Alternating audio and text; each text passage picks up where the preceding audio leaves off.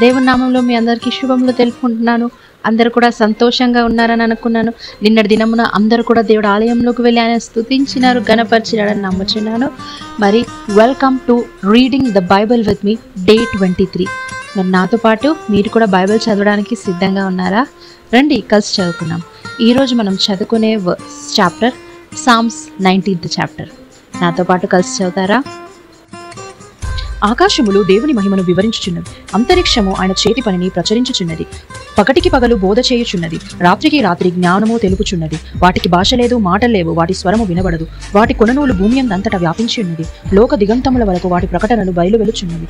వాటిలో ఆయన సూర్యునికి గుడారము వేసెను. అతడు తన అంతఃపురములో నుండి బయలుదేరు వెండి కుమారుని వలె ఉన్నాడు. శూరుడు పరుగెత్తి నుల్లసించినట్లు తన పదమునందు పరుగెత్తి నుల్లసించుచున్నాడు. అతడు ఆకాశమున ఈ దిక్కు నుండి బయలుదేరి ఆ దిక్కు వరకు దాని చుట్టూ తిరిగి వచ్చుచున్నాడు.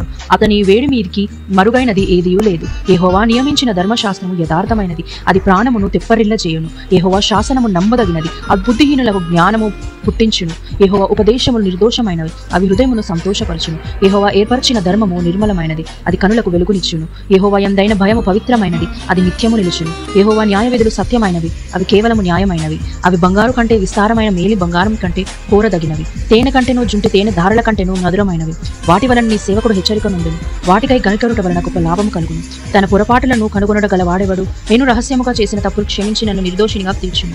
దురభిమాన పాపములలో పడకుండా నీ సేవకుని ఆపును, వాటిని నన్ను ఏలనీయకును. అప్పుడు నేను యథార్థవంతుడనై అధిక ద్రోహం చేయకుండా నిందారహితనగుదును. యెహోవా నా ఆశ్రయదుర్గమా, నా విమోచకుడా, నా నోటి మాటలను నా హృదయ ధ్యానమును నీ దృష్టికి అంగీకారములగును కాక.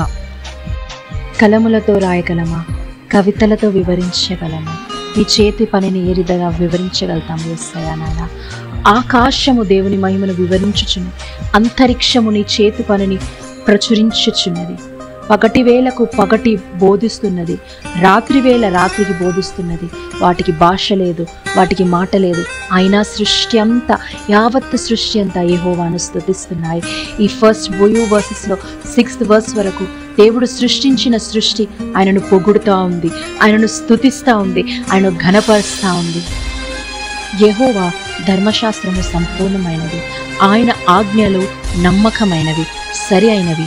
ఆయన ఆజ్ఞల బాటలో నడిచే ప్రతి ఒక్కరు కూడా ఆశీర్వదింపబడతారు. ఆయన ఆజ్ఞలో నడిచే ప్రతి ఒక్కరు కూడా సంతృప్తి నొందుతారు అని మనకు వర్సెస్లో 6 తర్వాత నుంచి దావీదు మాట్లాడుతూ వస్తున్నాడు.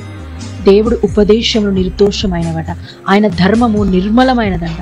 యెహోవా యందైన భయము పవిత్రమైనది అంట. యెహోవా న్యాయవిధులు సత్యమైనవంట. అవి ఏ రీతిగా ఉన్నాయంటే బంగారు కంటే కూడా ప్రెషియస్గా ఉన్నాయంట, జుంటి తేనె ధారల కంటే కూడా మధురంగా ఉన్నాయంట. అదే దేవుడి వాక్యము, అదే దేవుడి వాక్యము. చివరిగా 12 to 14 verses వచ్చే వరకు దావీదు దేవుడిని అడుగుతున్నాడు, ఏదైనా పాపం నా లోపల ఉంటే నన్ను క్షమించవా దేవా, అది ఏ పాపమైనప్పటికీ నన్ను క్షమించవా దేవా. దేవా నీలాగా నేను జీవించాలి, నీ ఆజ్ఞలు నేను గైకొనాలి, అట్టి విధమైన జీవితం, అట్టి విధమైన పరిశుద్ధమైన జీవితం నాకు కావాలి దేవా అంటున్నాడు. ఆ తర్వాత నా హృదయ దానము నీ దృష్టికి అంగీకారంగా ఉండేలాగా నీ కృపను అనుగ్రహించండి. నా నోటి మాటలు, నా హృదయ దానము నీ దృష్టికి అంగీకారంగా ఉండాలి యేసయ్యా. నా కొండ కోట, నా ఆశ్రయదుర్గం నీవే అని దావీదు చెప్తున్నాడు. మనం చూసినట్టయితే ఈ చాప్టర్లో దావీదు ఏం చెప్తున్నాడు? దేవుని మహిమను వివరిస్తూనే ఉన్నాయంట. ఏమిటి? మనుషులే కాకుండా ఆయన చేసిన సమస్తమైన సృష్టి ఆయన ఎల్లప్పుడూ స్తుతిస్తూ కొనియాడుతుంది అంట.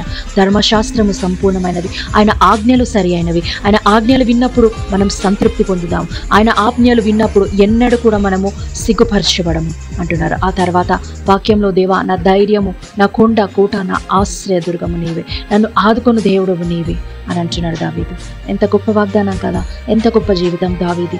మనం రోజు రోజు నేర్చుకుంటూ వస్తున్నాం, దినదిన క్షణం క్షణం నేర్చుకుంటున్నాం. దేవుని స్తుతించకపోతే మౌనంగా ఉన్నావా? నువ్వు మౌనంగా ఉంటే ఆయన సంపూర్ణ సృష్టి ఆయన ఆల్రెడీ ఎల్లప్పుడూ స్తుతిస్తూనే ఉంది. అవి మాట్లాడసాగుతాయి. వాటికి మాటలు లేవు, వాటికి భాష లేదు, అయినా కానీ ఆ దేవుడిని ఎప్పుడు స్తుతించడం మానలేదు. మరి నా పరిస్థితి ఏంటి? మనకి ఎన్నో ఉన్నాయి, మనకున్న వాటిల్లో మనం సాటిస్ఫాక్షన్ లేము, లేని వాటి కోసం ప్రయాసపడుతున్నాం, ఉన్న వాటిని వదిలేసుకొని మరి లేని వాటి కొరకు ప్రయాసపడుతున్నాం. మరి మనం ఉన్న దాంట్లో కృతజ్ఞతాస్తుతులు చెల్లిస్తున్నామా దేవుణ్ణి? ఆయనని ఎల్లవేళలా స్తుతిస్తున్నామా? ఆయనని ఎల్లవేళలా ఆరాధిస్తున్నామా? మనల్ని మనం పరీక్షించుకునే సమయం. ఆయన ధర్మశాస్త్రము సంపూర్ణమైనది అని వాక్యంలో ఉంది. ఆ సంపూర్ణమైన ధర్మశాస్త్రంలో నువ్వు నేను పాలుభాగస్థలం అవుతున్నామా? నువ్వు నేను ఆ ధర్మశాస్త్రములను, దేవుడిచ్చే ఆజ్ఞలను పాటిస్తున్నామా? ఒక్కసారి మనల్ని మనం ఒక్కసారి పరీక్షించుకుందాం. ఈ దినం ఇచ్చినందుకు వందనం యేసయ్యా. ఈ దినమంతా మీరే మా తోడుని నడిపించండి. మా ఆశ్రయదుర్గమయ్యా, మమ్మల్ని కాపాడండి. దృష్టి నుంచి చెడు చూపు నుంచి అనారోగ్యం తప్పించండి. దినమంతా సంతోషంగా గడిపే కృపను అనుగ్రహించండి యేసయ్యా. అవును తండ్రి, నాయన నీ యందు భయభక్తులతో నాయన దేవా, నీ న్యాయ విధమందు యేసయ్యా నాయన భయభక్తులతో తండ్రి యేసయ్యా దేవా, నిన్ను స్తుతిస్తున్నాం, నిన్ను ఘనపరుస్తున్నాం యేసయ్యా. దినమంతా మీరే మా తోడు నడిపించండి. ఎల్లవేళలను స్తుతిస్తూ నిన్ను ఘనపరిచే భాగ్యాన్ని యేసు రాజా మాకు అనుగ్రహించమని ఆయా. నీకే స్తోత్రం చెల్లిస్తూ నీకే మహిమ చెల్లిస్తున్నా యేసు నామములో ప్రార్థించి వేడుకొంచున్నాం స్వామి. ఆమేన్. ఈ కార్యక్రమం మీకు నచ్చినట్టయితే లైక్ చేయండి, షేర్ చేయండి, సబ్స్క్రైబ్ చేయండి. తిరిగి రేపు ఉదయకాలం కలుద్దాం. అంతవరకు దేవుడు మిమ్మల్ని దీవించి ఆశీర్వదించును గాక. ఆమేన్.